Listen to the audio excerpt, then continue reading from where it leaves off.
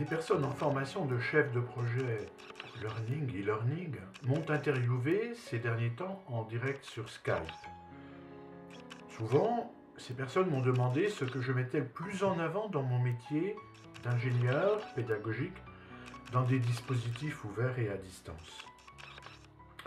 J'ai répondu que la pédagogie était ce que je trouve saillant dans mon activité.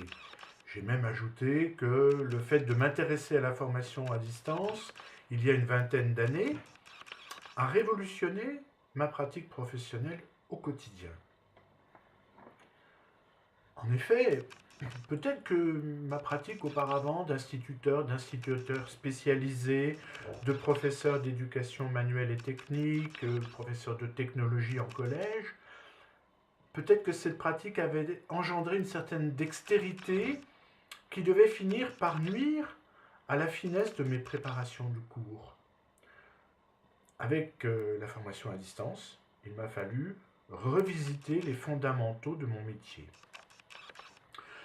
Mieux préciser mes objectifs pédagogiques, définir les prérequis, être plus rigoureux dans l'écriture de mes scénarios pédagogiques, soigner la rédaction des consignes de travail à destination des apprenants.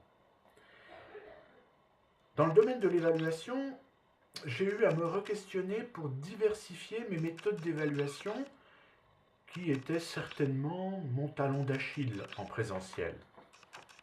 Et puis, il a fallu se mettre au clair avec la légalité d'utilisation des ressources, texte, images, son, vidéo, et s'intéresser de près aux licences Creative Commons.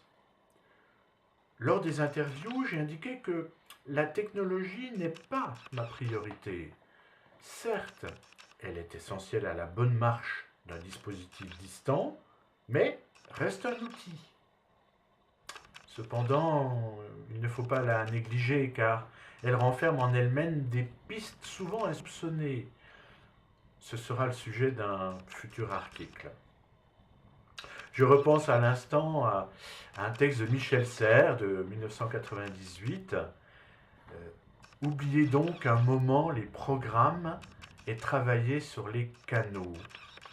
Les contenus, puis les méthodes pour les diffuser vous viendront par surcroît. Et vous vous étonnerez d'avoir trouvé les solutions sans les chercher. C'était dans un hors-série du Monde de l'éducation, Apprendre à distance, en septembre 1998.